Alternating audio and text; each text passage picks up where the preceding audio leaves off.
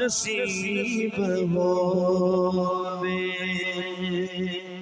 اے باپ تے سجدے تاج ہوندے اے باپ تے تاج ہوندے انہاں نال ہی گھر وچ راج ہوندے انہاں نال ہی گھر وچ راج ہوندے احباب ذی وقار، ہمارا ان کے ساتھ تعلق تھا کہ یہ مسجد میں آیا کرتے تھے، نمازی بھی تھے اور مؤذن بھی تھے۔ ان کے اندر یہ دو خوبیاں پائی جاتی تھیں، اور نماز کا انتظار بھی کرتے رہتے تھے اور اذان بھی دیتے تھے۔ مؤذن کی بھی بڑی فضیلت ہے اور نمازی کی بھی بڑی فضیلت ہے۔ سرکار دو عالم صلی اللہ علیہ وسلم نے ارشاد فرمایا، جب بندہ نماز کے لیے کھڑا ہوتا ہے تکبیر تحریمہ کہتا ہے تو اللہ تبارک و تعالیٰ فرشتوں سے کہتا ہے، میرے فرشتوں اس بندے سے گناہوں کی گٹری کو اٹھا لو، یہ بوجھ اٹھا لو۔ وہ اٹھا لیا جاتا ہے۔ جب بندہ نماز ادا کر چکتا ہے، کر لیتا ہے، تو اس کے بعد فرشتے عرض کرتے ہیں، اے مالک کیا ہم یہ گناہ واپس اس کے پر رکھ دیں؟ وہ رب فرماتا ہے کہ میں رحمان ہوں، میں رحیم ہوں، میری جو شان ہے یہ اس کے لائق نہیں ہے کہ میں اپنے بندے سے گناہوں کو اٹھا لوں پھر اس کے اوپر رکھ دوں، تو اے فرشتوں یہ گناہ اس کے معاف کر دو۔ احباب ذی وقار، اور بھی بہت زیادہ فضیلتیں ہیں، لیکن میں اپنے موضوع کی طرف چلتا ہوں۔ تو مرنے کے بعد اولاد پر کچھ اپنے والدین کے حقوق ہوتے ہیں جو ادا کرنے ہوتے ہیں۔ سب سے پہلے والدین کا نماز جنازہ پڑھنا، اس میں تجہیز و تکفین بھی آتی ہے۔ تو جو بندہ اپنے والدین کا نماز جنازہ پڑھتا ہے یا پڑھاتا ہے وہ خوش نصیب ہے، اور کچھ بدبخت بھی ہوتے ہیں جو ساری زندگی انہیں نماز جنازہ نہیں آتا، لوگوں کے نماز جنازہ میں شریک ہوتے ہیں، بس رسمی طور پر وہ جاتے ہیں، اور ایسے بدبخت ہوتے ہیں۔ پھر ان پر بھی یہ ایک دن وقت آ جاتا ہے کہ جب ان کے ماں باپ انتقال کر جاتے ہیں تو وہ اپنے والدین کے ساتھ بھی یہ دھوکہ کرتے ہیں۔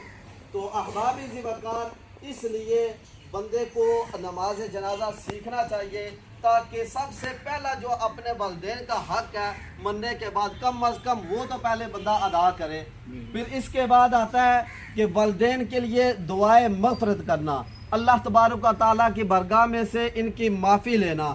تو احباب ذی وقار، جس طرح یہ بزرگ نماز ادا کرنے کے لیے جاتے تھے، تو میں عرض گزار ہوں ان کے اولاد سے، بھائیوں سے، ان کے جو دوست و احباب ہیں، تو خاص کر کے جو ان کے اولاد ہے، جس طرح یہ آج ہم کہہ رہے ہیں کہ یہ مؤذن تھے، یہ نمازی تھے، تو آج ان کی اولاد، یہ بھی ایک حق ہے کہ مرنے کے بعد نیک اولاد ہو، صالح اولاد ہو، وہ بھی اگر مسجد میں جائے گی، پھر جب رب کو پکارے گی سبحان ربی الاعلیٰ، سبحان ربی العظیم، اور اس کے بعد یہ کہے گی ربنا اغفر لی وَلِوَالِدَيَّ وَلِلْمُؤْمِنِينَ، تو رب وہ رحمان ہے، وہ رحیم ہے، وہ بخشنے والا ہے، تو ان کی بھی بخشش ہو جائے گی۔ پھر ان کو جو ہے نا وہ خوشی ملے گی، ان کی روح خوش ہوگی کہ میری اولاد نیک کام پر جا رہی ہے۔ تو ان سے یہ گزارش ہے، جس طرح یہ جا رہے تھے مسجد میں، اسی طرح ان کے اولاد کو بھی چاہیے وہ مسجد کا رخ کریں۔ اور ایک یہ ہے کہ جو اس کے والدین کے جو دوست ہوتے ہیں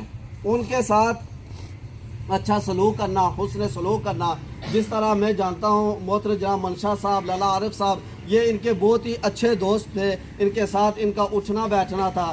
پھر حسن سلوک کرنا چاہیے، جیسے بھی ہے اس کے والدین کے دوست ہیں یا اپنی ماں کی جو سہیلیاں، ان کے ساتھ حسن سلوک کرنا چاہیے۔ پھر جو والدین وعدہ کر کے گئے ہیں، جو عہد کر کے گئے ہیں، وہ مکمل کرنا ہے۔ اللہ تبارک و تعالیٰ کی بارگاہ میں یہی دعا ہے، اللہ تبارک و تعالیٰ ہمیں سمجھنے کی توفیق عطا فرمائے۔ نحمدہ نصلی و نسلم علی رسول الکریم، اما بعد، جتنے بھی احباب ہیں محبت کے ساتھ تاجدار کائنات صلی اللہ علیہ وسلم کی بارگاہ کے اندر درود پاک پیش فرمائیں۔ السلام علیکم یا سیدی یا رسول اللہ۔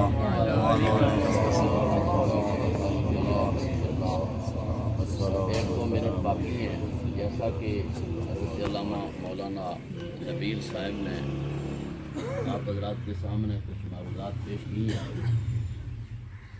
انسان کامیاب وہی ہے جس کے مرنے کے بعد اس کے حق میں گواہیاں اچھی ہوں، وہ کامیاب ہے۔ کہ دنیا سے چلا گیا ہے، اس کے پیچھے اس کے جانے کے بعد نیک گواہیاں ہوں، تو یہ جو شخص نمازی ہے، جو شخص مؤذن ہے، اور پھر اس پر یہ گواہی ہے کہ جب وہ مسجد کے اندر اللہ کے نام کو بلند کرتا ہے، نبی پاک علیہ السلام نے فرمایا قیامت والے دن جو مؤذنین ہوں گے میرا نام بلند کریں گے، میں ان کی گردنیں بلند فرماؤں گا۔ قیامت والے دن اس دنیا کے اندر جو اللہ یہ نام بلند کرتا ہے اور لوگوں کو بتاتا ہے کہ کائنات کے اندر اکبر اعظم صرف اللہ کی ذات ہے، جو اللہ کے نام کو بلند کرتا ہے، فرمایا ان کی گردنیں بلند ہوں گی، وہ صاحب عز و شرف ہوں گے وہ لوگ، اور ان سب کے سردار جناب حضرت بلال حبشی،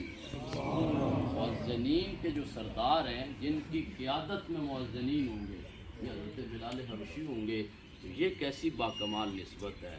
پھر اللہ کے گھر کی طرف نکلنا، نماز ادا کرنا، اور یہ محترم صفات صاحب بہترین اخلاق کے مالک تھے، جب بھی دیکھتے دوڑ کر ملتے۔ حضرات یہ ایک صفات گواہیاں نبی پاک کی بارگاہ کے اندر گواہیاں پیش کی جاتی ہیں۔ ایک مرتبہ ایک عورت کا ذکر کیا گیا اور اس کے اچھائیاں تو ذکر کی گئی، لیکن کہا گیا کہ وہ اب اس کے پڑوسی اس کی عادتوں سے تنگ ہیں۔ نبی پاک نے فرمایا وجہ بات۔ تو ایک عورت کا ذکر کیا گیا جو نارمل اپنے معاملات رکھتی تھی، لیکن اس کا حسن اخلاق بڑا باکمال تھا۔ نبی پاک نے فرمایا وجہ بات۔ صحابہ نے عرض کی یا رسول اللہ یہ دونوں پر کیا واجب ہوا؟